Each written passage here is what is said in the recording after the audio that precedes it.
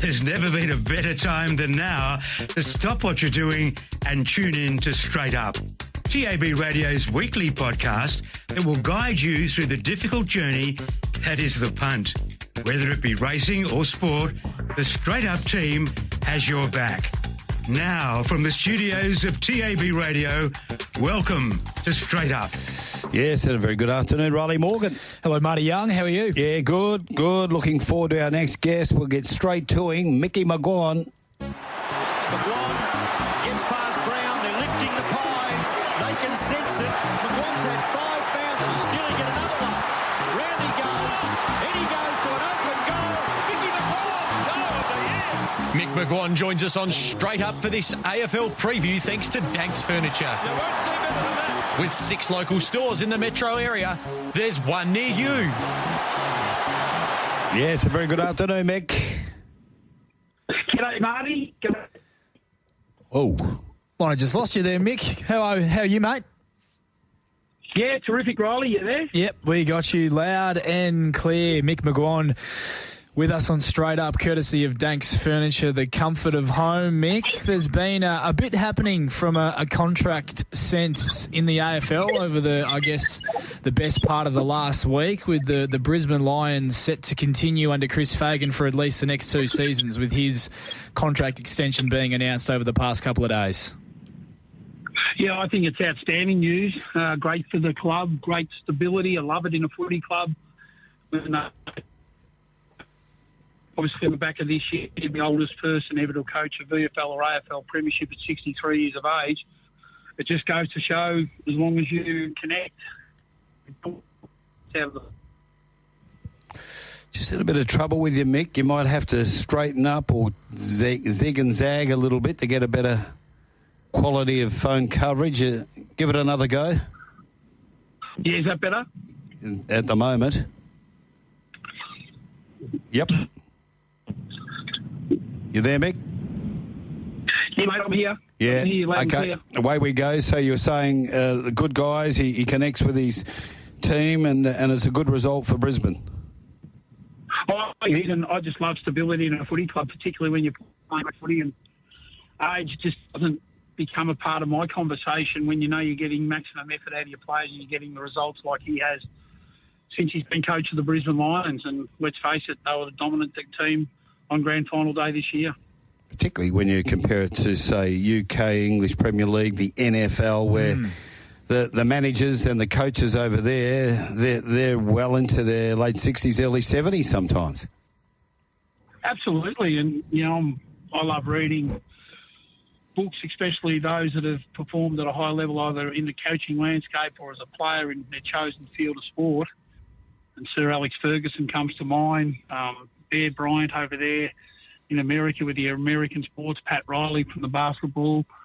The older you get, providing you stay young of mind and you're still up to the trends of the game and you can see the game and operate within the game, there's no reason why you shouldn't coach for as long as you can, because let's face it, it's not physical. Yes, it is mental, but a lot of it's about building relationships with their players and extracting every competitive juice from their body to make sure they perform on a consistent basis, and that's what Fagan's done over the last 5 or 6 years since he's taken over as coach of the Brisbane Lions.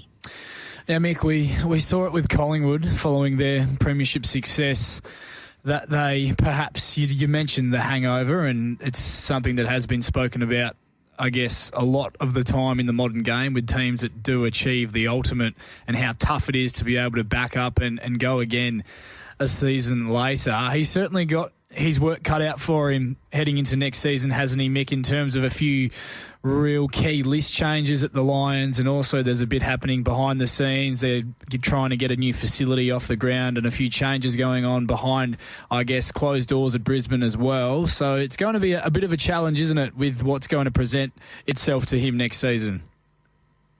Oh, there's no doubt about that, and obviously they become the hunters of the competition.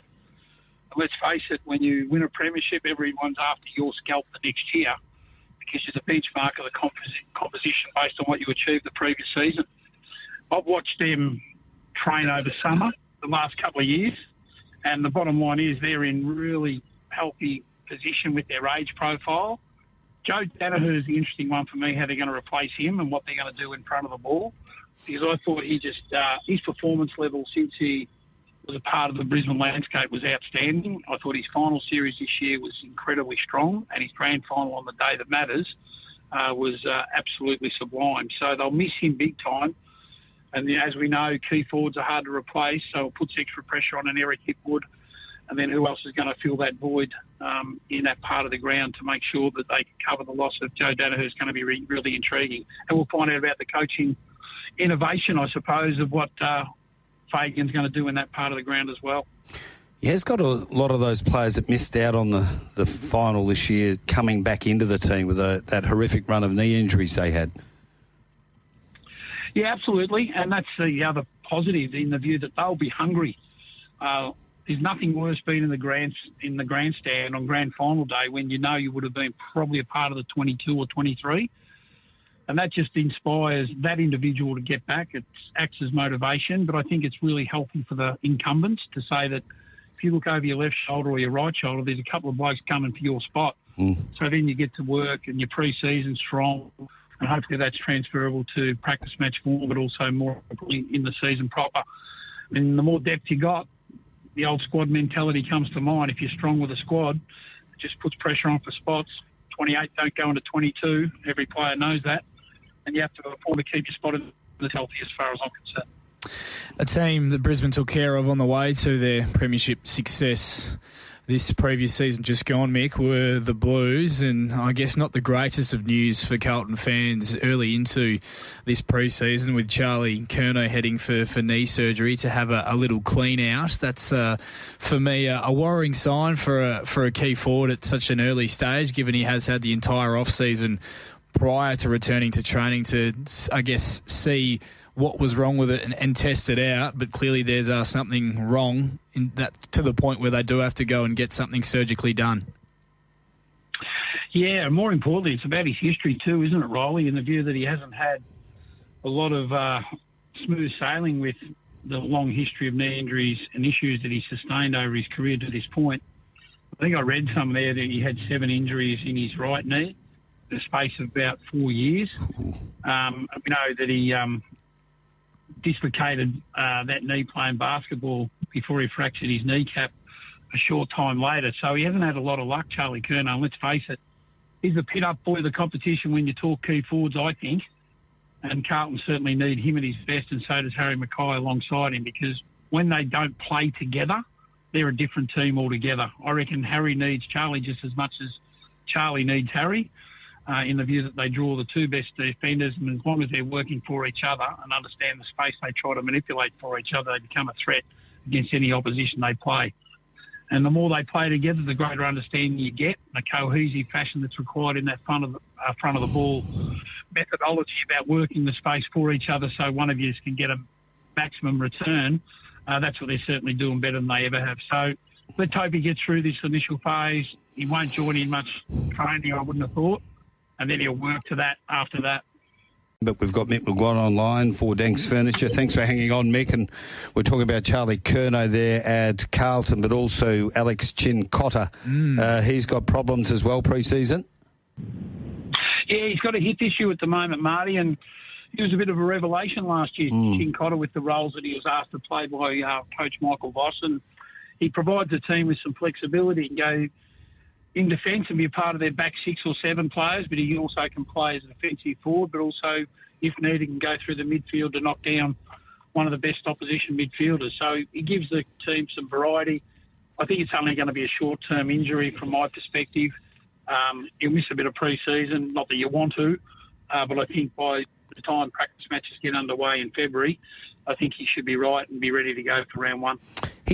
Did he just fall out of favour late in the season, Chin-Cotter? I think he got dropped for the final game, didn't he, when they were short of players? Was that right? He did, and yeah, I'm pretty sure he did. I think you're right on the mark there, Marty. And he's one player that provides that flexibility, like I said. And I thought he probably deserved to be ready to play in finals footy, just the way he gave him a bit of a hard edge. Yeah. And I know the games have changed a little bit, and it's all about spatial defence and it's team defence, and 18 men have to fill pockets of space all over the ground. But if an opposition midfielder's getting hold of you, to revert to your go-to man to take and blanket one of the opposition's best. I still think there's room for that in footy. Mick, question without notice. Who was the best or the most effective at that role, you think, last season? We saw a lot of teams try it with certain players. In some cases it worked, in some cases it didn't. Who was the most effective at that shutdown nullification role for you competition-wide last season? Yeah, that's an intriguing question. See, the way I think the game's played, I reckon if you can shut down one of the opposition's best defensive running backs, it goes a long way taking away their counter-attack, because a lot of clubs get high, and if you can get the ball into, say, Dane Zorko's hand off half-back and take away his bounce out of defence with his precision ball use with a bit of penetration, who can lift his eyes, they just get Joe the Goose goals so easily out the back if the goalkeeper has lost his concentration or he hasn't positioned himself in the right spot to stop that flow of the opposition's ball movement. So I think if you can get a defensive forward who are bloody hard to find to do a role like Chin Cotter can, I'd probably put a little bit more value on that type of player than the standard run with midfield role. Now, McGuinness at Hawthorn, who played on Nick Dacos last year, not this year, 2023, his role when Dacos hurt his knee in that game against Hawthorn was outstanding. Complete application to task, strong mind, willing to sacrifice his own game for the benefit of the team. That won a lot of plaudits from me, watching a young man go about his stuff in a very defensive fashion. So I'd probably say if he's got a job, he'd be hard to play on. Can I just drill down on that? Because the player you mentioned, Dane Zorko, how many times have we have a conversation this year about is anyone ever going to try and play that role on him? And it blew us away, didn't it? Week after week. He escaped attention week after week, and you'd think he'd be the first you'd go after. Yeah, I would. And I was rapt that GWS got hold of him early in the game in the final. It wasn't good enough to win the game because their last quarter late was very important. But Pete Ling kicked 2 goals on him in that role. And that's what I'm talking about. Having the balance when to be a threat, to force Zorko to defend you in a dangerous area, because if you happen to get it in the good spots, you can hit the scoreboard. That's worth at least 10 possessions if you can kick a goal when your role for the team is to shut down an opposition's best counter-attack player like Zorko was. And as soon as Zorko gets time on the ball, with them wanting to give him the ball, all of a sudden he can become a 70 to 80 metre player. And with half-ground presses, really squeezing the ground to make it a front-half game. If you can get through it and over it, you'll generally score. And that's why Zorko has to be kept in check, because they love giving him the ball. Yeah, that has to be the blueprint, I think, Marty, particularly. I guess they're going to have some more options next season with Caden Coleman back into that half-back, I guess, picture at Brisbane with his ball use off that half-back line. But, yeah, the blueprint for mine is a lot of teams are going to have to start going after Zorko with his ball use. I know he's not getting any younger, but, gee, it's a pretty damaging role that he was able to play. And with someone who's got ball use and distribution levels that he has, he played a massive role in what they were able to achieve this season. Mick, we also... Riley, I think you see that with Lachie Whitfield too, just on that point. The teams that let Lachie Whitfield accumulate and run 14.5K, 15K off halfback, with the speed that he's got, and then want to give him the ball and then the line-breaking ability, don't come to me post-game, get beat by 10 points and let Lachie Whitfield have 35 and give him no attention. It's your own fault. Yep. He is their barometer with offence. They give him the ball. He's a cutter. He has corridor thoughts. He wants to bring back the ball through the corridor as much as he can. And if you allow him to do that, he'll just say, thank you, I'll show you how I get the ball. I'll show you how the team wants to give me the ball. And then all of a sudden I'll come to you post-game with a stat sheet of 35 possessions or more with 700 metres gained. That's when they care. 100%. And, yep, they've shown that. That's the way the game's trending as well. As you mentioned, Mick, it's maybe not the one-on-one complete nullification role on ball because you perhaps give up too much in sacrificing someone's game at the coalface, but it's that ability for that defensive forward to play that role on a really damaging running half-back. Over the past couple of days, we've also seen, Mick, that the AFL up at AFL House, they've decided that the sub rule is going to stay around for 2025 as well, when it looked as though that perhaps it was going to be out the door. What's your take on that? Because I know it's not exactly a pressing issue, but I'm sure there are many out there who think that the sub rule and the role of that player could be, I guess, better utilised in a much more different way. Yeah, I've always been one for the game of footy is one of attrition, and injuries occur in a game, and if that's the case, my attitude has always been bad luck. 1 week it's 22 versus 21 or 20. I've seen teams, and I've been involved in teams, when you're one down, you can still play really strong footy. And one thing I don't think we take into account often enough when we have this discussion, because they flip the magnet so much with rotation, it impacts on the psychology of a player's performance. He can be on the ground and have 6 or 7 touches in about the space of 4 or 5 minutes. And some players are rhythm players, Lenny Hayes, for example, where you see the accelerating players like a Dankz Furniture, he could give max effort, but he needed to rotate, have 2 minutes rest, get back on and get back to the power midfielder that he was. But not everyone's like that. And when you take a player who's in good form, I'd love that player if he was playing on me and he gets rotated, and he'd give me a breather to say, thank God he's off. He's got me at the moment. Now it gives me a chance to get off the hook. And I reckon it impacts on the player that's had a good start who goes off the ground and he gets psychologically involved in why am I off? And the same with injury. When you know that no one's there to replace you, you find a way. That's what the human competitor is all about. Correct. So I've always never been one for the sub rule right from the start. Yeah. I think it's a bit of tokenism in the view that we do look after the concussion side of things, we look after the knee injury, we look after any injury for that matter. And then the old angle goes down the path of it's unfair, we got beat because of. Well, bad luck. Because in 3 weeks' time, I'll guarantee you, you'll be the fruits of the good luck. The opposition you play might have 3 injuries that you sustained today, and that's their bad luck. So I think it evens out a bit over time. No player I've spoken to likes being the sub, and that's the reason why I think they were really strong in the view of trying to scrap it. But the AFL, in their wisdom, once again go back to what they call their research, and they say it's a good thing to keep in place, particularly the way the concussion protocols are at the moment.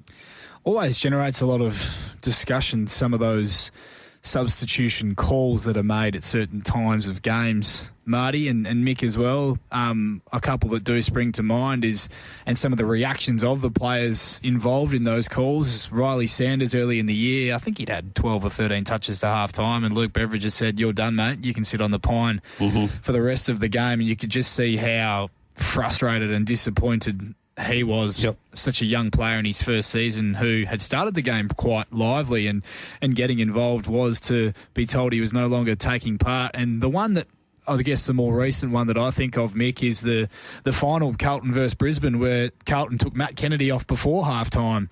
And he hadn't really, in the role he was playing, been afforded the opportunity to inject himself into the game. And, yeah, that was one that really, I guess, surprised a lot of people as well. So it's generally a position that's, with that sub-rule continuing next season, that's going to continue to generate a lot of discussion and debate. Well, Riley, just on that point with Matt Kennedy, I can certainly inform your listeners over there, he had a baby 24 hours, 48 hours before that game. He was told to come up. He was a part of the starting lineup. He was going to stay with his loved one and his missus to be a part of the newborn's life right from the start. Yep. And not for one moment did he envisage that he'd be subbed off the game, considering, one, how he started and they started. And that's the reason why maybe he's not at the footy club next year. Yeah, I think that plays. The way he was treated in that circumstances. So I think that played a part in his exit, to be honest. Absolutely. You read between the lines, it would have had to have. He was very, very disappointed in that dugout, and I made some inquiries post-event. And then I found out he did have the child. He was told to come up and be a part of this team. We want you to be a part of it because your hardness is important in the final. And all of a sudden, he was the first one to be put out of the game to get De Koning into the game. And that seemed a strange move at the time. Okay, so we drilled down earlier on about Jim Cotter being left out of those teams when they were bereft of players and this as well. Was there a fraying between the coaching staff and a few of the players there for Carlton? And if so, what effect is that going to have on them over the summer and then into the start of the new season? I don't know exactly whether it was a fraying of the relationships of certain players and that impacted on their performance back end. I think they played catch-up because of the amount of injuries they had. They couldn't get a settled environment because of those injuries they sustained. There's a lack of continuity for some players that were probably in their best 22 that couldn't be out there on a consistent basis. And then when push comes to shove, they had to make some decisions at the back end that I think they probably would like to revisit. Mm-hmm. Now, that's part of history now. Coach versus player, that's mendable, fixable. Yep. But I think one area they had to fix was their sports science arm, which they have. They've got the Sydney guy down. And I spoke to someone yesterday about Carlton's pre-Christmas training. They are concentrating purely on speed and power. The players have loved it, even though it's been hard work. They've had to try to get the right balance between what they do in the weight room to make that adjustable to what they're doing out on the training track. They're training with venom, they're training with power, they're training with speed. And the players right now, in the short time they've adopted this new strategy, they have loved it, but they also feel they're more powerful than ever. So watch this space with the Carlton injury front, but more importantly, how they stop the season right from the outset. Because let's face it, they've got a magnificent draw. There's no excuses for the boss and his team next year. I want to clear up those divvies. Bunbury race 4, it was 7, 1, 2 and 3. American Escape for Lucy Fiore, 410, 110. Extreme Ruler at $1.30. And number 2, third, Find Out at $7.80. Quinella paid $2.70, Exacta $10.20, Trifecta $142.80. The first 4, 7, 1, 2, 3, $1,042.90. 4 and 7, the double $38.80. And the quaddie 7, 2, 4 and 7, $1,854.40. We're talking to Mick McGuane for Dankz Furniture. And Mick, the big news out of Fremantle yesterday was Hayden Young's long-term extension to his contract. Yeah, love him. I reckon he's an outstanding player. I wrote an article over here 2 or 3 years ago now about adjustments within certain teams. Elite halfback, but had to go through the midfield. A bit like Blakey going from forward to halfback. I sort of envisaged that should happen a few years ago when they played over there in the West when they made that move. And I'm rapt that he's a part of the midfield group to complement Sarong and also Brayshaw. He brings class.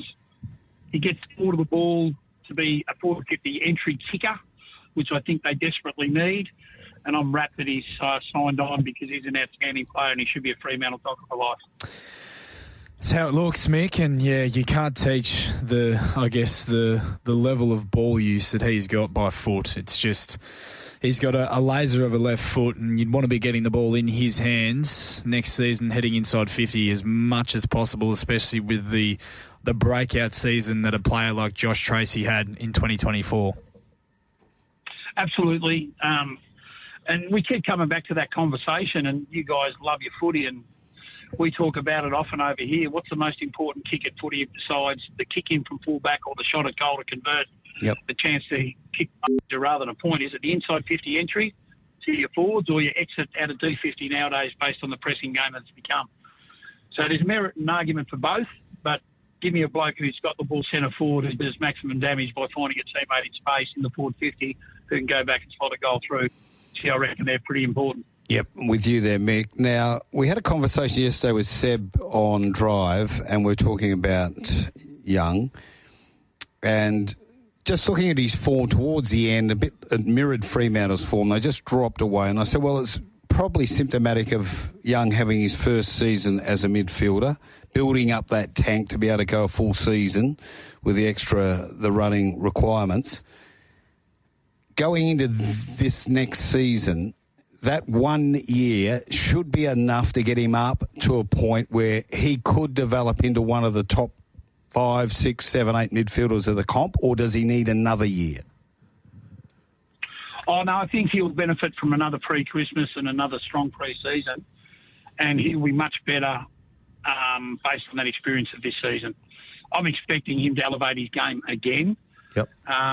The more experience he gets around that 360-degree midfield mentality, you must have your defensive transition running, straight away read your cues, spread to open side based on the turnover that's about to happen before anyone sees it's about to happen. And then obviously with the footy in hand, if you get the opportunity to run and carry, then play the game the way he does by kicking the ball with accuracy, with depth as well. He's going to be an exciting player. You mentioned top 8. I've got no doubt he'll be a top 10 player. next year if he's not that already. I just think he complements the two midfielders they've got. And let's face it, I think they've been void of that real class ball user through that middle of the ground who runs the lines. And if he maintains an elevation in his game, it'll help Fremantle be a top 4 candidate for sure. Absolutely, and I think they'll give him a bit more freedom as well in that role next year, Mick. I know that at stages this season when an opposition midfielder with, I guess, his background playing as a defender behind the ball, as a rebounding half-back, when an opposition midfielder was able to get on top of the Fremantle midfield, that he was then a player they looked to potentially do 5 or 10 minutes in a run with sort of role and a shutdown sort of role. I think now that he's had that year playing on those sort of players and star midfielders and around them under his belt, that they'll give him a bit more freedom heading into this year to create and run those lines, as you mentioned, because he's a terrific runner. He's a smart runner. He knows where to go to get the ball in his hands. And, yeah, he's a very exciting player to, I guess, addition to that Fremantle midfield now moving into next season. Yeah, and I think, to be honest with you, I think Brayshaw is the one who's the best two-way runner in that team by natural decision-making that he's got. And I wouldn't be telling Young, if I was being a part of that midfield coaching staff, yeah, there's times to reference and go and be an accountable midfielder against the opposition. But if there's one role to play, that's not yours, that's Andy's. Brayshaw can naturally do it two ways. He's got an appetite to... How many times have you seen him do a chase-down tackle, Brayshaw? He just loves it. It comes natural to him. And I'd be sort of saying, we need your penetration centre forward. You know, Fife had a licence basically for years to go to the midfield, bash, crash, win first possession. He had no accountability whatsoever. You'd love to play on Nathan Fife in offence, but you'd also understand, gee, it's going to be hard to stop when he's winning the ball, so you've got to be challenge Fife to take away his first possession gains, his brutal assault on the footy around contest and clearance. That's never easy. But in transition and when the ball's in open play, that's when you like to play footy against Nathan Fife, because he doesn't pick you up. He wouldn't pick up a $100 note. I think it's been reported. So I think it's something that you'd love to sort of play on. And when you've got a Brayshaw in your team, I reckon when it comes natural like it does for him, I'll be certainly making sure you concentrate on Brayshaw, do that two-way running that he does naturally. And what about Melbourne skipper Max Gawn? He's sustained a freaky injury at training. Yeah, well, it's an interesting situation at Melbourne, isn't it? Like, the amount of times we talk about them, you think they're getting better. Yep. The Petrarca one's been the news, the Oliver one's been the news. The skipper that's basically been the glue, and he's probably worried about everyone else but himself. Then we know that he's sustained this freakish injury, and it was at training. So I'm not sure how bad it is. He's already got a deep voice as it is, but when he was hitting the throat during training, obviously it's inflamed an area, because I've been told that he won't train for about 4 to 6 weeks. Jeez. He might come back sooner, but he's sustained a fractured larynx, which is never good when he got hit and smacked in the throat area. And he's a tough bugger. He's resilient. He'll want to get back as much as he can to lead this group out of the doldrums, because there's been a focus on everyone's discussion about where they're at. Will they bounce back? Are they united? And let's face it, Max Gawn has been the one that's tried to unite this group and keep them away from the turmoil that's been over their heads over the last year or two. Mick, do many... I know it's very different at waffle level, but at AFL level, pre-Christmas, before the New Year break, where teams obviously they bring players back in for a block of work, they let them go again. Is there much contact work done pre-Christmas and pre, I guess, the New Year period? Oh, absolutely there is. It's changed, mate. There's no doubt about that, Riley. Back in the days, even as far as probably 8 or 10 years ago, it was more volume running with your ball work, but now it's straight into match sim. These guys that I've been watching from a variety of clubs, they're in full-on contact. They're in match simulation drills. There might be off-sided games, whether it be 8v7 or 9v8. Gets to the stage where they play 12v12 with another team about to come on. It gets brutal, and it's contest after contest after contest. A lot of work rate required. They don't make the ground skinny, spread the space to use it, receive it. But when it's in contest mode, they're full on. And that's one thing that I've noticed over the last 6, 7, 8 years. they've gradually increased the pre-Christmas period with match simulation.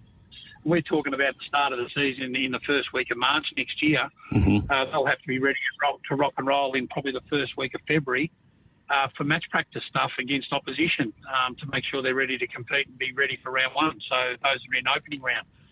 So it's all changed, but yeah, to answer your question, it's certainly full on over here. I don't know what it's like in the West. I'd assume it's a copycat industry. It'd be similar. Got a lot of scouters that go and watch training. You go and watch them, and then they report back to their club they're working for, and they say, "Oh, gee, I watched Collingwood today, and gee, they had a 3-hour session, probably a 16-kilometre volume session.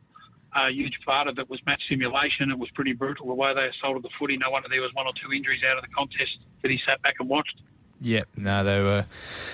Yeah, a few clubs of the footage I've seen of West Coast and Fremantle over here, Mick, they've certainly been hitting some bodies pretty hard in this pre-Christmas block. One off the text line, Mick, before we do get into your Ballarat trots tips for the remainder of this evening, with races 1 and 2 already run and won. One off the text line, Mick, why haven't you ever tried your hand at AFL coaching? I have. I was assistant coach at St Kilda in 2006, loved it, and then that was on the back of the Butters Grant Thomas situation, and obviously they didn't see eye to eye for whatever reason, and the way it was handled after we lost the final against Melbourne, when we finished the game with a lot of injuries, probably 5 short. Robert Harvey done his hamstring in the first quarter. Cameron Bruce was tagging him. The 2 Clark boys got injured, so did Fraser Gehrig with his ankle, and Justin Kazitsky, the other key forward, he got a bit of concussion issues. And then going into the club the next day, 2 days later, Grant Thomas gets knifed. And I sort of lost the appetite for it. They wanted me to stay. I had a decision to make because I got an offer with RSN to do breakfast radio with my old mate Michael Christian, to do that for a number of years. And it was a matter of shoot or get shot, because Tom Longmire, Ross Lyon, Guy McKenna and Chris Bond were the 4 candidates they'd earmarked. And I had a cut-off day to say to RSN management to say, yeah, I'm available. And it was October 25. I was contracted till October 31. But at that stage, they still hadn't appointed a coach. So with that in mind, I didn't know whether the broom was going to be swept through the joint. I know how footy works. I'm not stupid. But I couldn't afford not Take to be the left chance, out of a job, so I took the radio path. Yep. So I did shoot and made a decision for my family and for what I needed to do at the time. How long did you work on RSN with Michael Christian? I think probably did 9 years radio. I was thinking close to 10. Yep. Yeah, I reckon, 9 or 10, you might be right, mate, but I've always been involved in RSN since Kevin Bartlett days in the early 90s. Had a little segment up the creek with Mick McGuane being a country boy, and always been connected to that radio station. I'm pretty loyal when it comes to people that are good to you, and they gave me the first chance in radio, and they even gave me a chance on Brekkie Radio, so that's the reason why I still work with them today. And just before we get your trot tips at Ballarat, how is KB going these days? He's a legend. He's one of the best. He's got a great memory, great humour. Yep. He was very good for me as a young boy to accept me into the media throng, even though I was still playing. But I just love the connection to the great game footy, but also talking all sport. Love racing, trots, gallops, dogs. Love cricket. Love basketball. Love talking sport to those that are good at what they do. You can always learn from somebody out there, Marty, and that's the reason why I always got invigorated getting up at 3 o'clock in the morning to get to work to talk about the next star, whatever sport you decided to take. Yep. So that was the reason why it's Brekkie Radio, to be a mind of sport. All right. What about Ballarat? We've had 2 down. Let's go to your tips. Yeah, well, race 3, number 4 will win, but who cares? It's pretty short. I thought race 4, number 8 would be a winner. That's called Champagnes for Louis Emerson. That's Brian Gaff's grandson. If it does everything right, bet at your own peril, it'll beat them. But it's got a few tricks, but it's going good this preparation in the 4 starts that it's had, so I could have something on it around the $2.20 mark. Race 6, I think it's a bet each way, number 1. I can't believe number 4, Al Rocco, who won first up at Launceston, is $1.35. It's rock bottom. I reckon number 1's an each way play there at a Rangi for Kyle Marshall. It'll be very hard to beat around the 9-2 mark, $5.50 in the new. And then the other bet I want to have is back 2 horses in race 8. The overs is number 1. Its figure form is 6 and 8. Forget about that. This horse has got ability. Kai Valley Jetstream. Tristan Larson to drive for Brent Lilly. It's around the $8 each way. Number 7's clearly the best horse. First up, no trial. That tells me it's going well. Kyle Marshall Stable's going well. If it happens to kick out to even money by race time, I'll be backing it, but I'll be definitely having something on number 1 to make it a winner as well at the $8 each way. Okay, well, that's enough for us to work with here in the studio for the remainder of the afternoon. Mick, one off the text line, Yoda from Busso, Mick's a gun, best segment every week, and we do not disagree. Thanks once again, Mick, for your time here on Straight Up, courtesy of Dankz Furniture, the comfort of home. We'll do it again. We'll have as we discussed off air yesterday, Mick will have a week off next week on Boxing Day. It's going to be a very busy race day here in the studio, but we'll catch up with you again the following Thursday. Have a good weekend, mate, and thanks for coming on the show once again. Yeah, and Riley, before I go, to you and Marty and all your listeners, I just want to wish you all a very Merry Christmas and, more importantly, a safe New Year, and we'll speak in the New Year, mate. Same to you, Mick. All the best to you and your family for this year's Christmas, and looking forward to 2025 with you, courtesy of Dankz Furniture.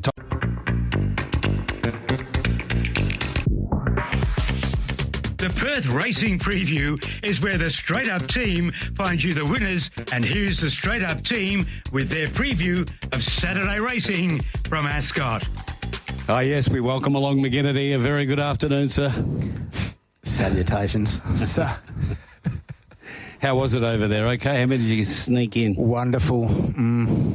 3? Yeah, sadly on the water due to, got to be professional, Mark. He's a professional.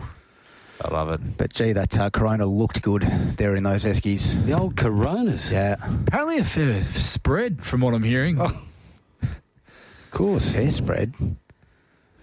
Is it just a coincidence? Sausage rolls. Coincidence have had 3 Christmas parties all on Thursday afternoon? I think they've been running it on Thursday afternoons for the last 3 years. Is it? HR did issue an ultimatum. And I'm glad they do, let me tell you. Right, big meeting on Saturday. Let's have a look at the weather first. Sunny, 37 degrees, southeasterlies going to easterlies, 25 to 35 to 40. Yeah, the scrotometer will be at a 9.5, I reckon, Rolls. And the rail's at the 4 metre position. He's in form early. Yeah. He's seen him well. He is. I reckon it was 3. But only it's 4. It was 3 last week's out a metre. Oh, it's going to be warm. Yeah. Understatement. Just as it leaders, you just got to go that way, don't you? Oh, wouldn't say that, but assume on pace until it proves otherwise. Yeah, look. No preconceived ideas from me, gentlemen. Really? All right, can we get confidence levels on the meeting from you then, Riley? Oh, I think we found the winner in the first. That's good. $1.38 if you shop early. Yeah. The early overs. Yeah. Oh, someone would have got the $1.50. Riley and McGinnity are all part of Straight Up. We're looking at the meeting out there on Saturday. Just before we do, nice win there on debut by the Playing God filly. Very nice win. Yep. Picked them up from a tricky little spot on straightening with a bit of class, Marty. I think we've just seen a nice horse. Your thoughts there, McGinnity? I concur. Oh, concurring. Okay. Let's move on now. We've set this up for the first event of the day on Tab Touch. A very fine betting establishment, let me tell you that right now. And it's over the 1,000 metres, time to go 12:33. And one is Castle Road, $1.40 to $1.38. True well punted, Mark. Fiction. Yeah, slipped in early, 26 to 23. Hope it doesn't upset Big Paulie. London's Rascal, 7 out to 10. Number 4 is Salve Regina, 18.21 into 15. Final flushes out to 41. Golden Opera around the 480 mark. And Kerry Commander's $14. Eastern States Pro money, just snipping, Mart. Snip. Just snipping. Salve Regina. That's it. Punters shouldering arms. That might be the shortest wagering activity we've ever seen. Shouldering arms. Yeah. Paid track gallop. This will win. Yeah. Hard to beat. I bet you just reminded me too, the Mauler. I bet. What price is tipped this? The Mauler. The BB. He only tipped 4 winners last week, and the winner of the big race. Castle Road BB. I'll walk out. I'll get up and Brad, you can do the show. It's happening. It's happening. Hard to beat each way, punters. I'll be over at JP Stratton's if you need me. Race 1, number 1 for the Mauler. There it is. All right. Yeah. No, really nice. In all seriousness. Yep. Really impressive win. Ran time, was a dominant performance from a horse who should only take natural improvement with having that run under the belt. And I would say, Brad, on paper, this race is weaker than the one that he put away on that occasion. Just looking at some of the trial form here, he really should be putting 2 in a line to kickstart his career. And, yeah, we'll go around potentially even shorter. Wouldn't surprise to see him start even shorter than the $1.38 he's currently at the moment. But, yeah, looks very hard to beat in the opener. Of the other runners, I thought if you were looking for some value to play exotics, Salve Regina, I can understand that little bit of activity early doors with her. She didn't get any luck on debut over the 1,100 metres behind Talk & Co, drew a wide barrier, travelled up wide throughout, and thought her effort late and through the line was actually quite good on that occasion. And either side, the 400-metre jump outs I thought were okay. So if you were looking for a bit of value for those exotics, I thought Salve Regina could certainly run into the money. I will say, after seeing that debut performance of Castle Road, Mart, I have not seen a specimen that impressive since the old Greg Norman beach shot. Okay. It's a fair type of 2-year-old Castle Road. It is. Right. So good on Paul and the team there. Race number 2, Own the Dream Maiden. It's over the 1,400, 8 minutes past 1 is start time. What about this for a race? How'd you go putting this one together? Champion. 1 Romantic Ruler. 13. Champion. Biondo was 23. Brown Morn, 18. Safari Boys out to 31. Tactics, 550 to 440. Gaspardo, 9 to 7.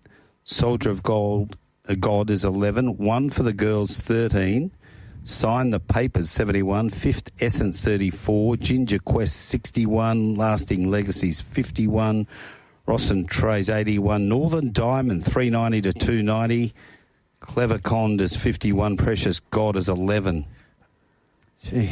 No, I don't think so. Are we ready to talk about these fantastic Tab Touch road shows that were happening Friday Arvos and the greeting we copped from the Mauler?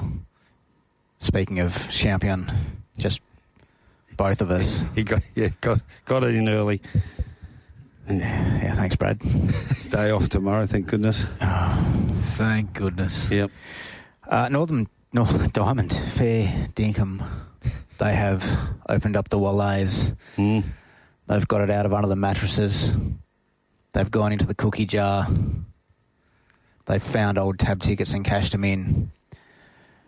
And they've used it all to back this horse. I don't know where to start and I don't know when I'll finish. Let's just say there's been a lot of money for it. It's one of our worst results of the day and it's just kept coming. Plenty of money on this Northern Diamond. This has been a good local go. A bit of tactics each way money early and a bit of Eastern States Pro money at Gaspardo. But it's all Northern Diamond rolls. It's a Bondi. Yeah, I thought she looked one of the better bets of the day. Really? For mine. Okay. Yeah. In the book. Well, you go back and watch. She's still a work in progress, I will say that. But you go back and watch her last start run at Pinjarra over 1,300 metres. Her and the winner of that race have really cleared out on the chasing pack. They established a massive break from the third horse, and that horse was What's the Point, who it took WA's best credentialed maiden, Earthstorm, the length of the straight to get past. Last weekend in Saturday, 3-year-old Company, the third horse from that race, Cosmic Spirit, went down to Albany for an easy kill and got the job done as well to make that form look better as well. And even the fifth horse behind her that day has broken its maiden since as well. So it certainly looks the right form. Marty, on paper, should be able to push forward and lob into a really nice spot in running here from the barrier that she has drawn. She looks a filly that's going to get out over a bit of ground in time. Being a Bondi, not surprising, Marty, but she's got plenty of scope about her, having a look at her in the yard as well. Excuse me. And yeah, I just thought this looked a really suitable race for a progressive 3-year-old up against the older horses, of which a lot of these have had a few chances to be breaking through. So I was happy to be with 14 Northern Diamond, made her one of the better bets of the day, and I'm pretty keen to be chopping out on the race. I'm happy to have a saver on Gaspardo, who I have got a bit of an opinion of. Thought he could kick through to lead or box seat here with Sean McGrady going on, and hard-pressed to find any better at getting them out of the gates. And while some might query Albany form coming to the city, Brad, I think this horse has got a bit of ability, and I just like the setup for him as well. I don't think we've seen the best of him just yet. There's a few in this race I'd like to talk about, Rolls, if I can have your permission. Precious God, if that had barrier 4 and William Pike on board, I reckon I would have had it at $1.60. Yep. Unfortunately, it's not barrier 4 and it doesn't have William Pike on board. This is a horse with some serious ability. A couple in the middle of the field there. Soldier of God trod quite nicely. He's a horse. There's certainly some untapped ability there. Absolutely. One for the girls screaming for the 14, I think, and has some ability there as well. So there's a bit to this race. So looking forward to watching it, but I won't be getting involved in anything at this stage at those prices. No betting. Wasn't sure where you're going there, but anyway. You've said that before. Here we go. One off the text line. We're open. 0427 789 571. McGinnity's first segment was on point, but after his race 1 market update, I think the hangover is starting to kick in. Go and grab him a 6-pack of Coronas, Mart, to get him through the show. Keep him going. Yeah, there's nothing worse than stopping. I just started, is there? His performance is fluctuating. Yeah. The Maul has gone race 2, number 6. He's with you, Gaspardo. Wow. In very good form. 4 winners last week. Let me tell you. Yeah, me Northern Diamond bet just doubled. Average price of $1.65. Race 3 was the Westmead Platinum Cup. Oh, what about all this money out there for Westmead? It's a big day. Hope you can get amongst it. You got a few running? Indeed. Does he ever? Leviathan. Yeah. Let's have a look at the betting here. What's he served up to us? Kisses for Kelly, 370. Tony's Spirit is 18. Henchard, 11. Idyllic Ruler out to $15. Beats of War got out to 14 into 950. Rockin' Society's 463.10. Yeah. Yeah. That's the fortnightly meerkat, or the anyway, the repeat meerkat. Rock Legacy, The 17. meerkat does a U-turn and comes back and goes again. Amida's 91. Alaskan into 850. Candlelight Sheriff is 13. Hoist the Colours 51. And Mystical Man 17. Yeah, Rocking Society. Welcome back, champs. They're back for more. Fair dinkum. I'm not reading them out either. I just do not have the energy. A bit of Beats of War, Eastern States Pro Money, and a little bit of Mystical Man snipping, which I understand, Rolls. Oh, me too, Brad. Me too. But gee, they've jumped out of trees here, haven't they? Well, they're playing with ours after last start, so good on them. The Pinnacles is over, but we're not done yet. Yes. We've got a bit left. We've got more to give. Oh wow. I love a good meerkat. I need a donut pillow at the moment. We shouldn't put a few Coronas in him every day. This is his career best. This is a Christmas best. It's a Christmas special edition of Straight Up, that's for sure. But the race, the Westmead Platinum Cup, I did think it looked a race that would be dominated from a market sense by Rocking Society and Kisses from Kelly. Rocking Society's the new kid on the block, and I think only going to get better stepping out to the staying journey.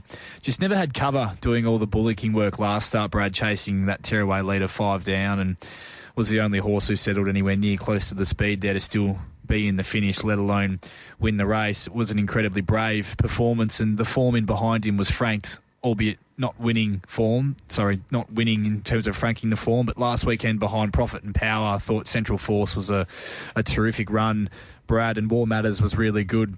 once again. The key for me with him is probably just the fact that he gets a 5 kilo pull on his key danger here in Kisses from Kelly, who has to carry the 60.5 kilos. I just thought that maybe that might be enough to err on the side of siding up with Rocking Society from the good draw, Lucy Fiore on up to the staying journey as the more promising type on the rise. Kisses and Kelly's been there and done it. Was a terrific win, second up on the back up. He's a quality stayer. We know that. The weight's not going to worry him. He's a big lump of a horse. He's going to enjoy a pretty similar run in transit, you'd think as well, Brad, from barrier 3.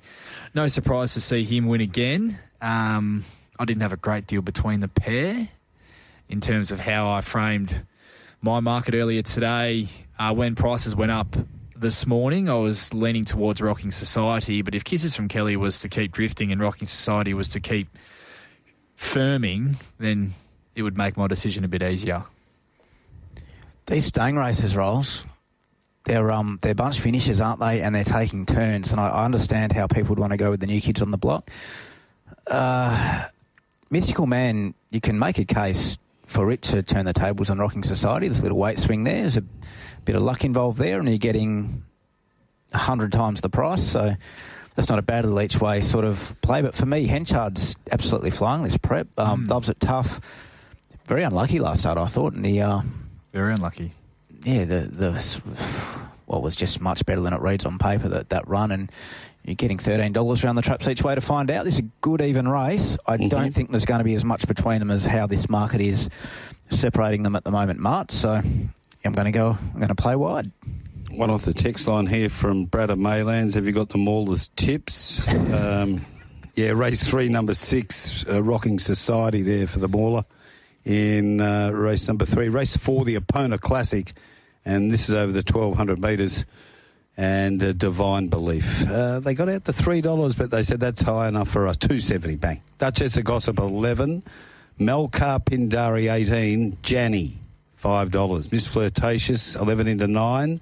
Harmika, 26. Wednesday's 71. Miss Vasari, the People's Mare, $9. Playing Games is $8.50. Right to Silence, 51. Halves a quote from 100. They had a little spec there. And Rissoles, 9 into 7. 1,100 places Rissoles at the 280. Divine Belief 1,000 at the $3, 400 at the 260, 400 at the 270. Bit of our early sharp money there. Janie, a couple of $300 bets there at the current quote. Playing Games with each way support. Miss Flirtatious, a bit of Eastern States Pro money there at the $10 as well. So good little betting race. Deep Friendless, the People's Mare. Yep. Won't be for long. Oh, Rolf. Yeah, look, it'd be nice. I just struggle to see how. I just thought last start was her race, Brad, the good mare. I thought she got every possible chance and she wasn't good enough. And I know she draws another lovely gate and she gets some weight relief, but I thought this race was certainly a lot deeper than last start, and she's back to 1,200 metres. I thought just she's racing like 1,400 is her sweet spot at the moment for me. That's probably my knock on the People's Mare. Miss Vasari, Divine Belief, undoubtedly the best horse ability-wise in the race, but she does have to carry the 60 kilos, taking on the 1,200 metres for the first time in her career, Brad, which is going to divide punters, I think, in terms of whether she's just too classy for this lot and good enough to see it out. But there are going to be a few happy to knock her at that price with those lingering question marks as well. I'm a massive concern at the 1,200. I thought she got a genuine gift last start. It's the kindest way I can put it. That was a walk to the front, control proceedings and take care of business. So starting price will be very interesting. But yeah, I'm as a bookie, Mart, at that sort of price range, they're ones you got to take on, aren't they? Divine Belief. Well, yes, but she might be pretty good this mare. Yeah. You know? Gee, she was impressive over 1,100 with Ollie in the saddle 12 months ago. Any repeat of that sort of performance and she'd be winning this, I think. But she does also carry 4 more kilos here without the senior jockey on board. Doesn't look an overly tough steer. You bounce to the front. Miss Flirtatious slides to the breeze, and even if Miss Flirtatious wants to be really aggressive and and cross. It just allows Luke to pop onto her back and track her into the straight. I don't think it's it's not an overly difficult steer for him. Rissol's a really intriguing runner for me. Got the job done in Class 1 company over the 1,000 first up. Really slow tempo of that race didn't suit, nor did the 1,000 metres, but she was just too good for them with the 59. Lands midfield cover here, more genuinely run race. Big tick up to 1,200, gets 5 kilos of weight relief off her back with Lucy Fiore jumping on board for Chris Parnham. She just strikes me as a really progressive mare with still better racing to come. I thought there was a bit to like about this setup for her. Second up on the minimum, I could entertain her as an each-way play if you were looking outside of the favourite. And even Playing Games, who I thought was a really good run last start behind All Play, draws far better here, gets 2 kilos on Miss Flirtatious for under a length defeat the start prior to that when they met, and gets 3 kilos of weight relief on her cracking run last start. So she's a horse who's going to have some admirers and has claims as well, Brad. Yeah, great race to divide opinions, isn't it? There'll be a few that'll just tip a number of horses in this, and we love that.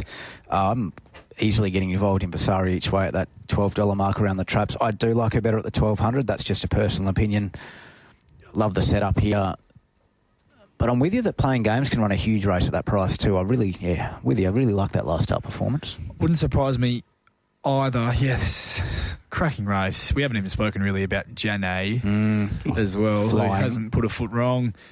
I thought even Malka Pindari could be a real improver back to this grade. Love the recent trial. I thought that was, while the gear changes are less than ideal with the concussion plates going on, I thought the recent trial suggests to me that she's back on track. And even the Duchess on the run of a couple of starts ago could perform here. Mart? Nothing in the book for me here, Mart. Nothing. Very open race. Good race. Very open, though. Maulers with Janny can overcome the wide draw. Janny. In some very good form, like the Mauler. Race 5, the Westmead Platinum Sire Stakes. And we'll have a look at this race from the top one. Street Band is 7 to Battle Commander. Wow, 23 into 14. They've had a little shy at the stumps. Number 3, Show the Way, 12. Gold Maker. Yes, it's a half to Goldfinger, 16 into 12. 5 Southern Scandals, 21. They've all been specced. Daytona Pete, 550. The Brook was on Daytona Pete last Friday. God, bang for buck, 13 into 10. Saturday Session, 61. Goldflakes, 12 into 9. Noah Quintilli is 8.58. Desert Whisper, 11. Sunshine Tafe is 11. And Diamonds and Rubies, 8 into 7.50. What price did it open, Mart? That bottom horse? 6. Yeah, that tells the story. Yeah. I thought we'll get him here. We'll get Mitch's crew in here. They'll be keen on this thing because it tried like Black Caviar. They'll take any price. I could have gone up $1.40 and they would have taken it. No, too clever them. They stayed out. Race 4. Can I ask, did they back that one in the last yesterday? The Londa leader? A bit of money for it, but I nothing. think they had a lot more on it at the start. The start before. You could tell he was hedging, wasn't he, Mitch? Yeah. He's probably had the little saver bet at $13. I think he actually said he actually said in his post-race interview after last start, I'm still behind. I'm he not did in say front. that. So there you go. But race 4, best market read so far, Bradley. The hip flask must be kicking in. Back on track. We love to see it. Let's go through the bets here. Daytona Pete, 600 at the 550. Street Band, a couple of hundred each way at the 750. Gold Flakes, Eastern States Pro Money, 200 each way. They're at the $12. Desert Whisper, 200 each way at the 11. Battle Commander, Eastern States Pro Money out wide. The little snipey meerkat there. That's about it, Ross. Battle Commander. You right? Yeah. These Westmead Platinum days, Brad, they generally attract, with the prize money and the bonuses on offer, a lot of big fields, even races. Yeah, really even races, and this is another one for sure. A couple of runners I do want to just touch on here, though not a race I have a great deal of confidence in. Street Band has been freshened up back to the 1,200 metres, which I certainly don't hate for him. He was a super run fresh without luck in the 3-year-old Classic. I think 1,200 metres is much more suitable for him than the 1,000. My only concern with him is losing the senior and how far back he gets from barrier 10. Tried to convince myself that maybe they could chance their arm and roll forward, but he's just not jumping that cleanly at the moment, and I thought that he'd end up a long way back. So while I do really like the horse, Brad, it just looks a tricky setup for him, despite liking the fact that he's back to 1,200 off the freshen up. Daytona Pete comes through a pair of fast-run 1,000-metre straight-track 3-year-old races. I think the filly that grabbed him late last start, unfortunately for the crew at the book, might be one out of the box. Friday, is a proper filly. That was a really nice win of Supernatural, the filly I'm speaking of. I don't think the 1,200 will be any issue for him. I think he'll lob in a lovely spot in running, right in behind the speed from barrier 2. I do like how this race maps out for him, dropping some weight off his back. I thought that maybe he'd be a bit shorter in the market, with obviously the relation as well. So the each way I don't mind about Daytona Pete. I think there's some attraction there. Noah Quintilli's trial was super. I thought it was a really nice trial performance, Brad, but an even better trial performance, you could say, was Diamonds and Rubies. Cool. Holly Watson couldn't have had a tighter hold on her lace when she was bursting through between runners over the concluding stages. It was a very impressive only public appearance from Diamonds and Rubies. Yep, they don't trial any better. You know that money's going to come. I'm in agreement with you a little bit, Rolls. Noah Quintilli sort of set a pretty open market and had no opinion about what I wanted to back. And yeah, the more you look at that trial with no gear and the form from its last season preparation, it's one that I think may have just come back a better horse. You always like to find those ones where you think they might have taken the step and can get that price to find out. Okay, so you're in the book there? Teetering? You're teetering? No. No, okay. Now, the first leg of the Barbaro Butchers quaddie... no, hang on. There's no Barbaro Butchers quaddies. So that was just a cash. I think you can be. That'll go with the music if that package hears that. I know he's over the road, though. He's getting into those Coronas. He's got it over the speakers. Go on. So everyone who sent the Christmas party. Everyone who sent the Barbaro Butchers quaddies in, there's no Barbaro Butchers quaddie today. Okay, finished. Finito musica. Let's have a look at Ted Van Heemst Stakes, Group 2. Weight for age, 2,100 metres. And number 1, Numerian, going back-to-back or trying to. 340, 330 after opening 270. Casino 17, around 950. Maricino out to 16. Let's Gallivant. Just trim back into 11. Curramundi 16. Russian to the bar, 18 into 12, in good order. 10, 13, 750, thank you very much. And then Sox Nation around the $2.90 mark. In good order. Great. Thanks, Mark. Thanks. Do you want to say it again? Casino 17. Wow. 500 each way, 250 each way, 250 each way, 300 each way. Fair dinkum. Not at the $9. Nation at the bigger price. Sox Nation. That nation full of socks, Mark. Yep. 500 at the 260, 1,000 at the 3, 1,000 at the 290, 1,500 at the 290. Let's Gallivant Eastern States Pro money, a couple of hundred each way at the 10. Plenty of in good order money there as well. Eastern States Pros keen on it. Good betting race. Yes, certainly is. For mine, Mart, I thought the Eastern Staters look very hard to beat in this year's edition of the TED. Map's going to be interesting, though, for me, Brad. Obviously, Maricino looks your leader on paper, but who is the breeze horse? I thought that perhaps it would be Numerian, and then Sox Nation lands on the back of Numerian, drawn alongside him, which you'd anticipate would be a more than favourable position in running for Brad Parnham. Or could there even be a single file for a while? There could be. Yeah. Could well be. Numerian was huge in the Northerly. He led up that 3-wide line, very genuinely run 1,800 metres. I thought he was a superior run to Sox Nation, despite the fact that Sox Nation beat him home in the race. He's looking for back-to-back Teds, this horse. It's clearly his target race. He won it last year. He's incredibly well suited under the weight for age conditions compared to the Perth Cup. But, yeah, you have to respect Sox Nation as well. She's got the age profile on Numerian Marty, more lightly raced, proper form prior to a flat run in the railway behind Amelia's Jewel and a Tissue, who ran second next start to Via Sistina, the winner of the Cox Plate. So she brings some proper form to the table as well. Queensland Oaks winner over 2,200 metres, so you wouldn't think the 2,100 metres is going to hold any issue for her, especially in the camp that she's in. I just thought a lot of this race had come down to the map and the runs that both of these horses are afforded in transit. Brad Parnham could really land right on the back of CJP on Numerian, stalking his every move, drawn alongside each other. I'm pretty confident they'll run 1-2, boys. I think they'll both be very hard to beat. But just, yeah, I've got a slight lean on Numerian at the price at the moment. So if Numerian gets a 350, that'll be getting me. I'm just a little bit concerned about these of our good race form lines. I'm just with all due respect, when a horse like Admiration Express at 200 to 1 can run second, you just start to go, well, how big is this gap between our premium weight for age type horses and our 80 plus types? So just a little bit wary at this stage, Mart. It happens, doesn't it? Yeah, 100%.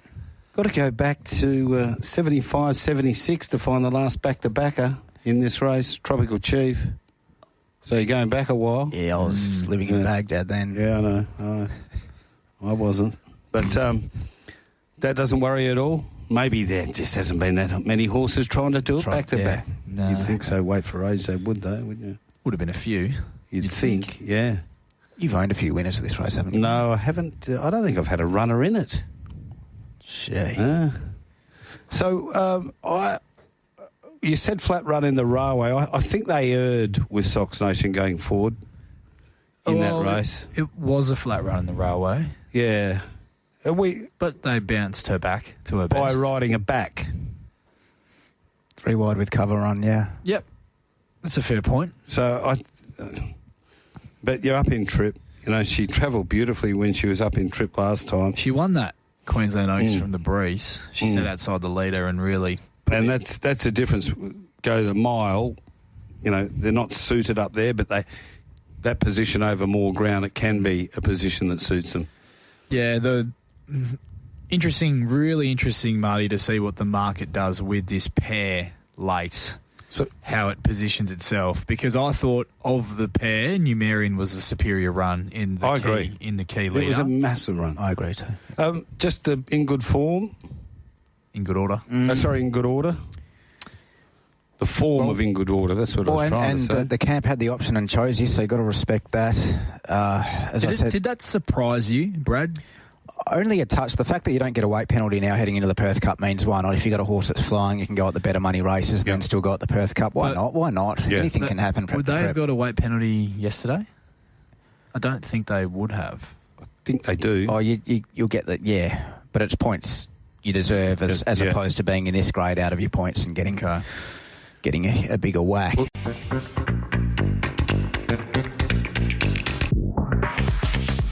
The Perth Racing Preview is where the Straight Up team finds you the winners, and here's the Straight Up team with their preview of Saturday racing from Ascot.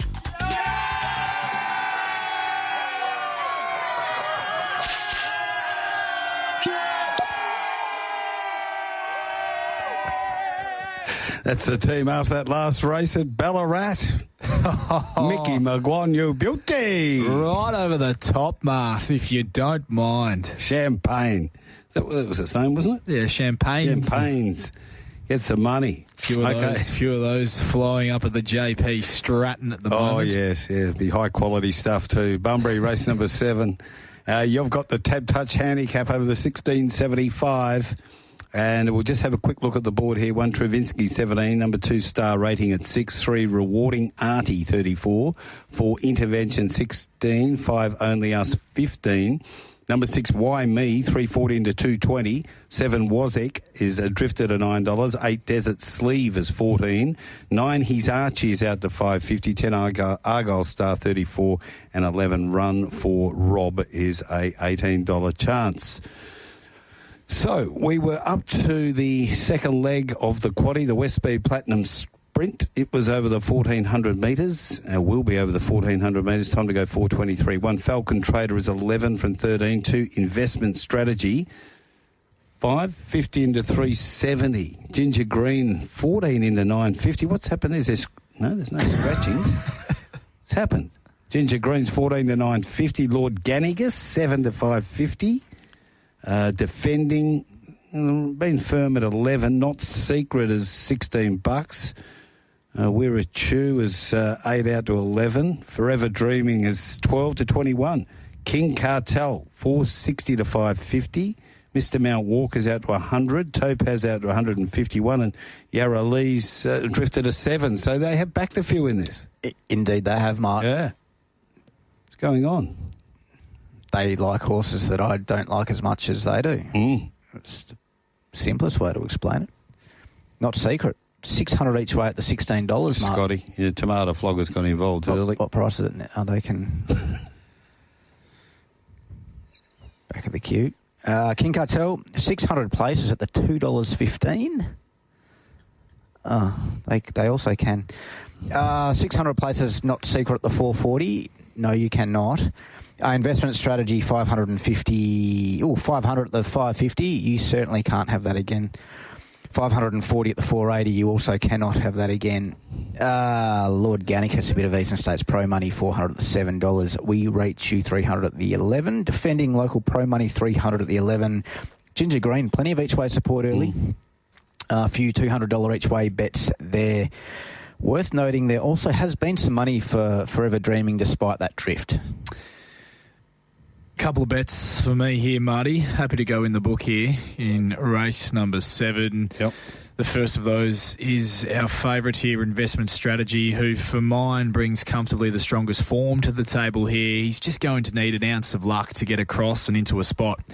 From the barrier, he was beaten half a length in an RJ Peters. I thought he was a super run from off the speed in the Carbine Club. Then last start wasn't allowed a flowing run into the race in a very fast run mile in 78 plus company behind Russian to the Bar. But when he was able to get into his work, his work late and through the line was really good. He's clearly back to his best. He's back to a 72 plus here. He's a tough horse. He's a class horse, and as mentioned, he brings the right form, I think. But he is going to need a good steer and a bit of luck to get across and in to a spot. Investment Strategy from barrier 12. But he's an easy bet for me at the price. And the other bet for me comes through that same race last start in Ginger Green as well, there's been a bit of each way support for as well. Brad already, he's going really well, this horse, since joining Still Casey's team. Returned with a super run under the 60 kilos over the 1,000 metres behind Joker's Grin. Then went 1,000 to 14 second up and was entitled to hit a little flat spot as he did with the steep rise. With the steep rise in trip, he just got squeezed up late and was coming again late through the line, I thought, and then was just posted deep last start up to the mile, gave Russian to the Bar that world perfect tracking to the race. In a race where they were really rolling, mind you, and I thought to be beaten only 2.5 lengths at the finish in that sort of class with the run he had was a really strong performance. Back in class here along with Investment Strategy. I thought if Lucy could land him in that 3 wide line and find some cover, potentially even on the back of a horse like an Investment Strategy, that would be a very nice spot for her to land in with him. And given how well I think he's going, Brad, the double figures could look a really nice price. He's going super. So they're the two for me in race 7, Investment Strategy and Ginger Green, 2-bet play. So you must have had King Cartel and Yarra Lee pretty big prices? I just think Investment Strategy is a much better horse than Yarra Lee, personally. She's flying. But you didn't answer my question. What's that? You didn't answer my question. In terms of... What prices do you have King Cartel and Yarra Lee? King Cartel was double figures. Yarra Lee, I was sort of close to double figures, $9. Lovely. $8.50. So that's probably where I'm at, thinking that investment strategy, like Yarralee's in career best, I will say that, on the backup from last week, just sectionally impossible with how slow they went to win that race. But yeah, I just thought investment strategy's a tougher, classier horse than Yarralee with a bit of luck. I thought I'd much rather be with him, personally. Fair enough. I'm harping on about this a bit.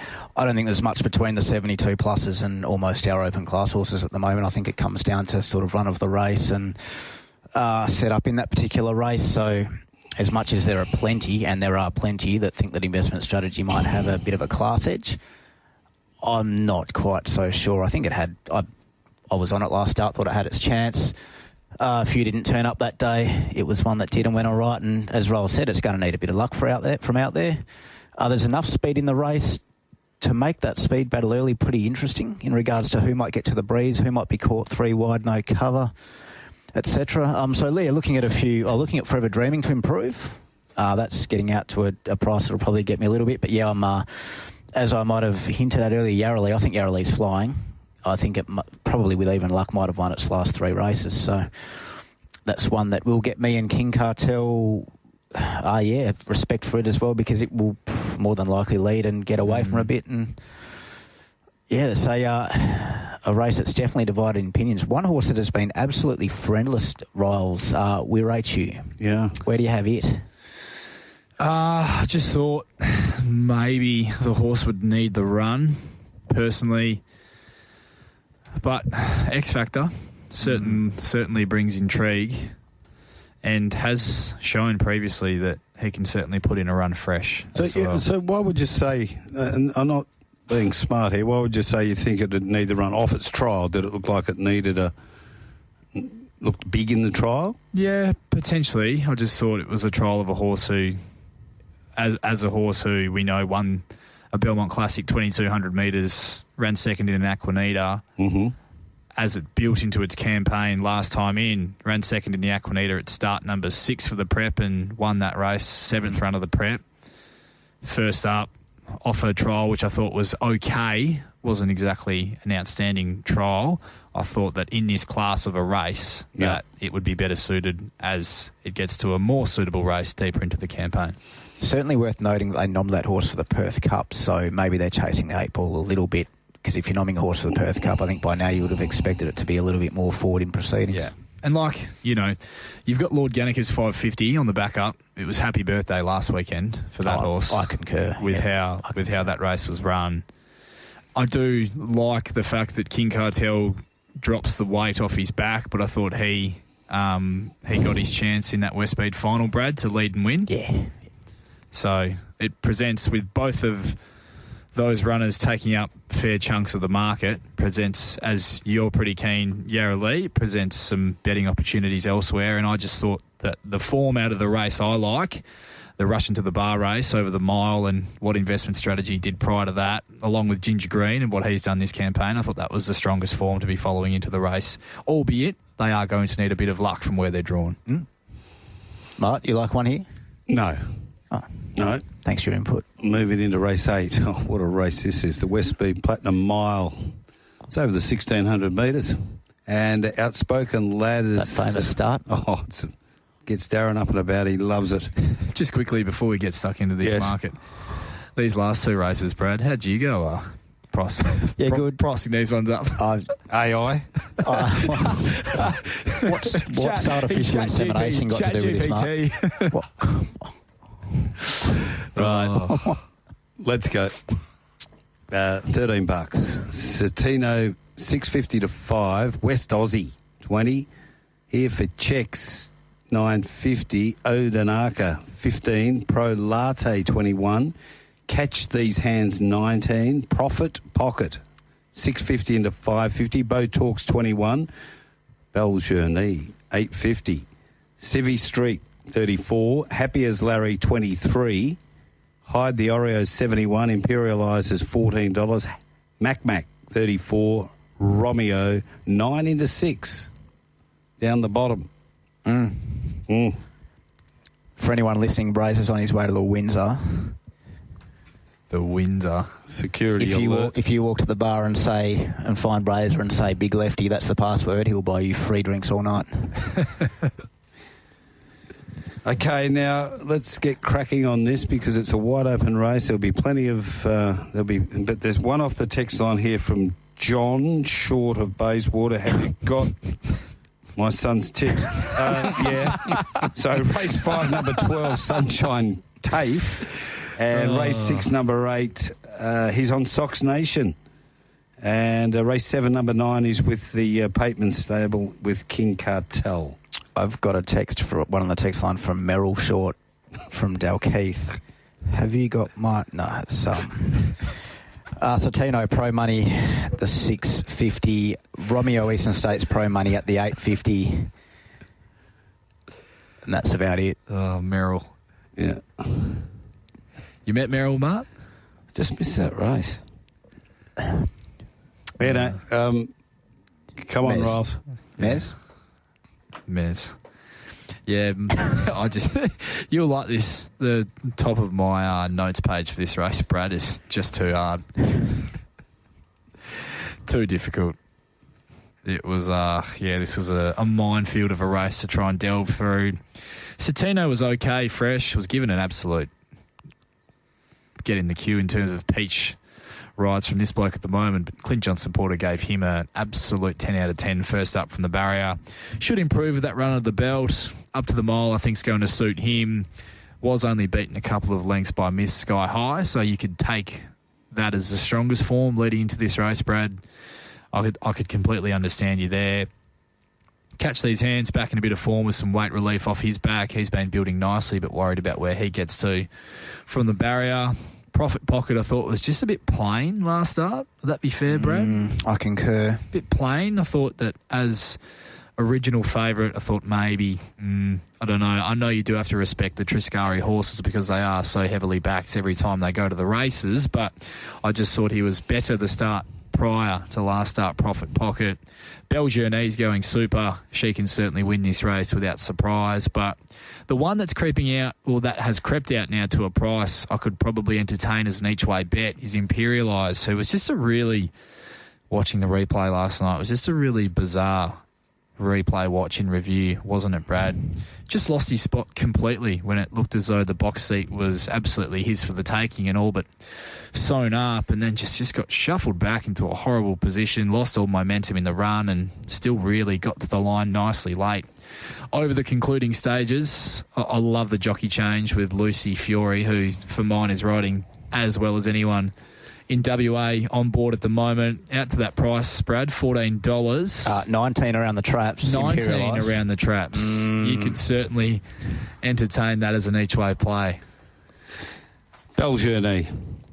Benny from Bunbury. Yeah, right. He has been very busy on the text line every Sunday about Beljourney.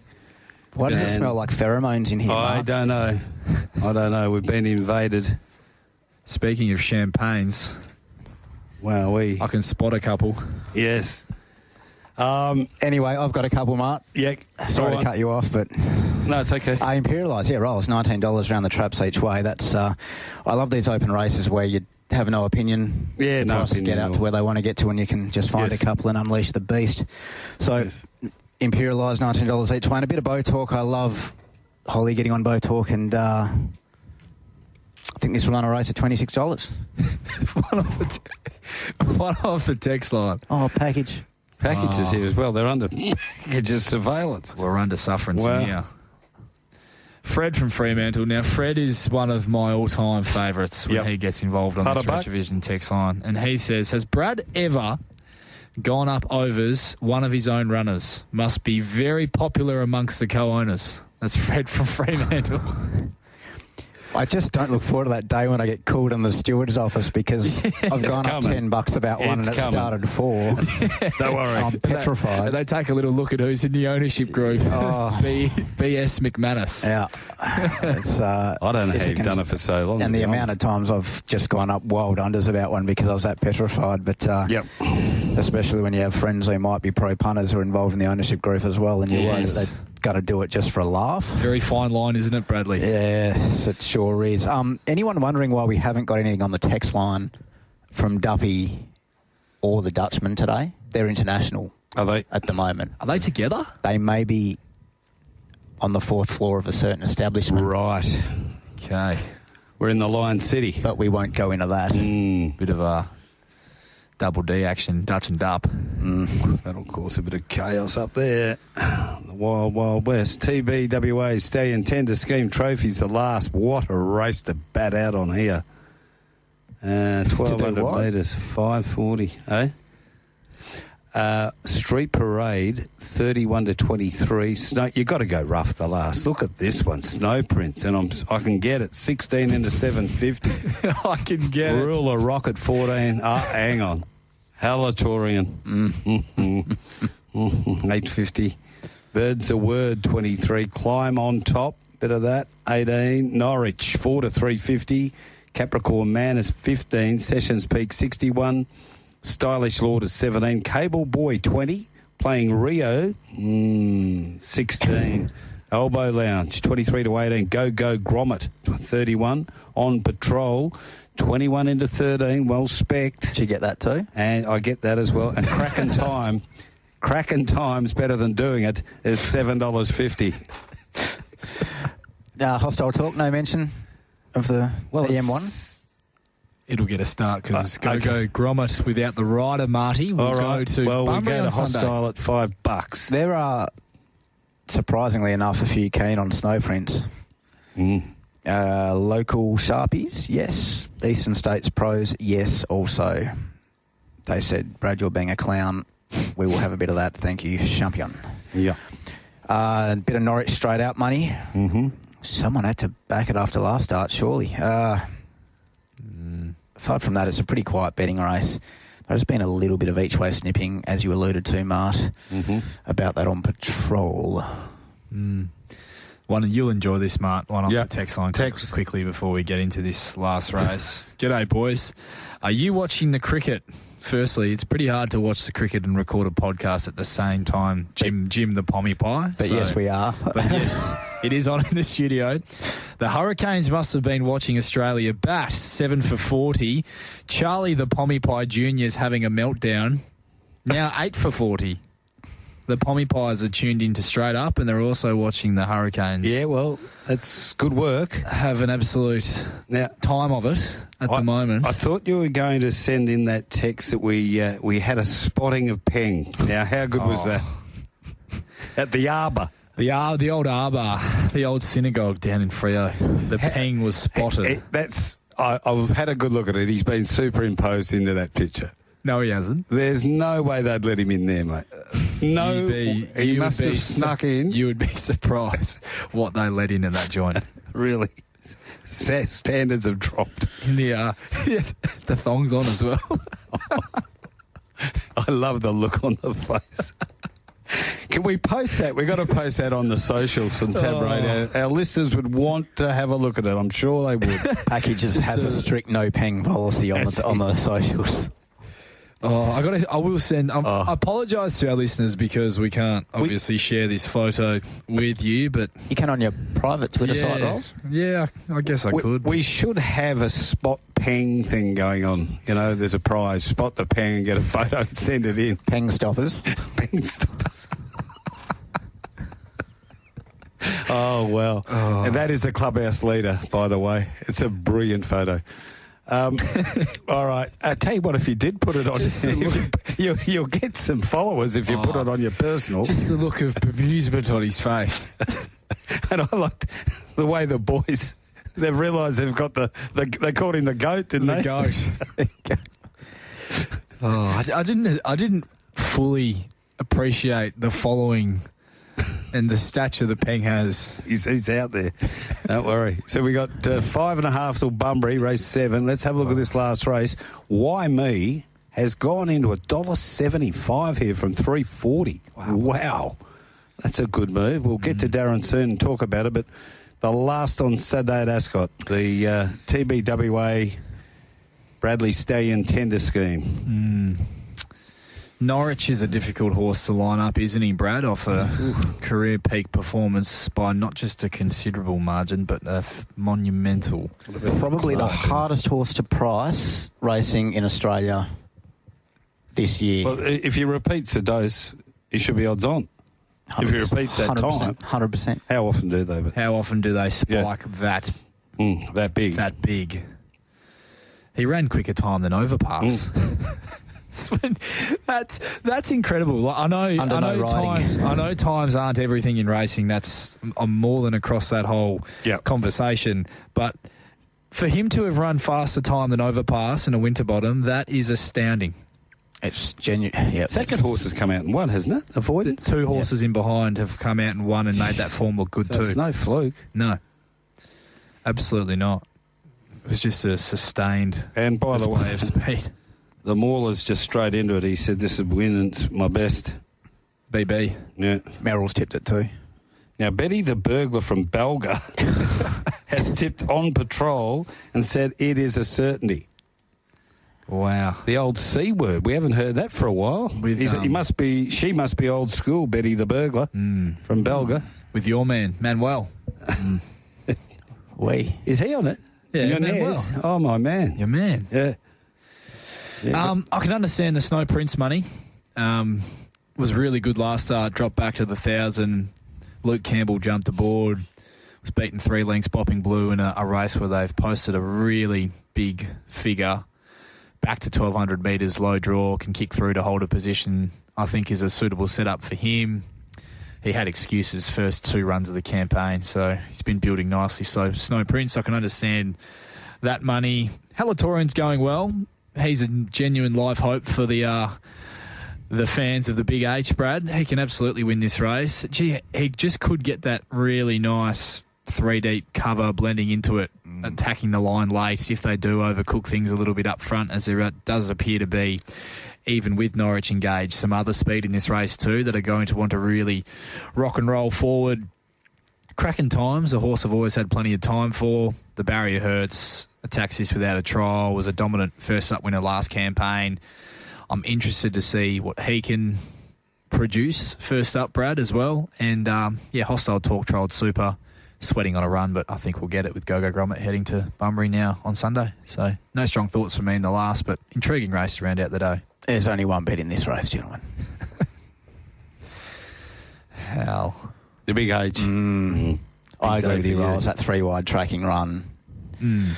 Been waiting for that kind of setup because he does need to build into his races and just flow, and been leading into this race quite nice. He looks a great setup. I will give a special mention to a horse that I think is going really nicely and probably has more ability, more runs on the board than people are giving it credit for, in Cable Boy, who trolled really well. Yeah, did troll well. Has actually got some pretty decent form lines and put in some performances on a Saturday, which would have it very close to these. And Bo Zoom ran a really good race last weekend, coming through that same trial into town as well. So. Indeed.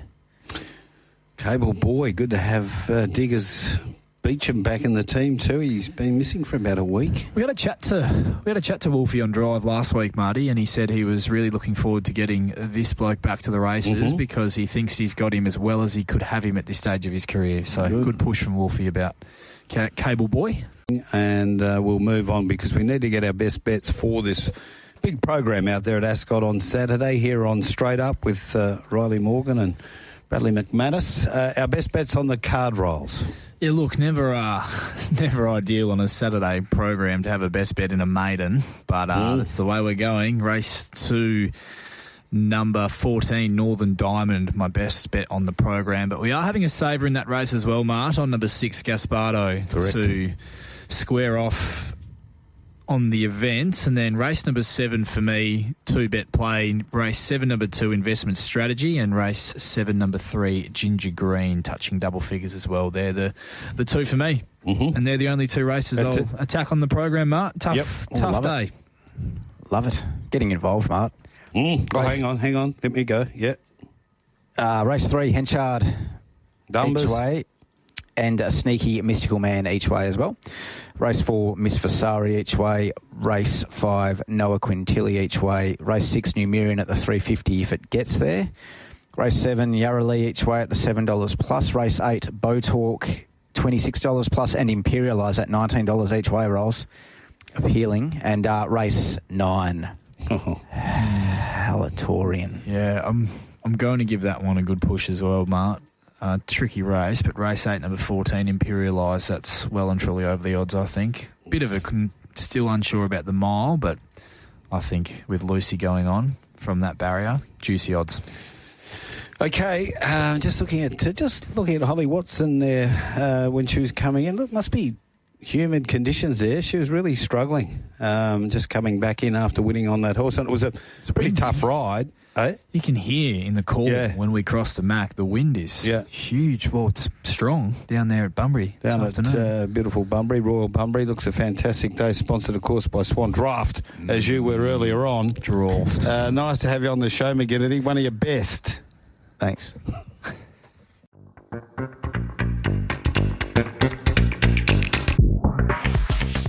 We hope you enjoyed another stimulating episode of Straight Up. All betting markets supplied by Tab Touch.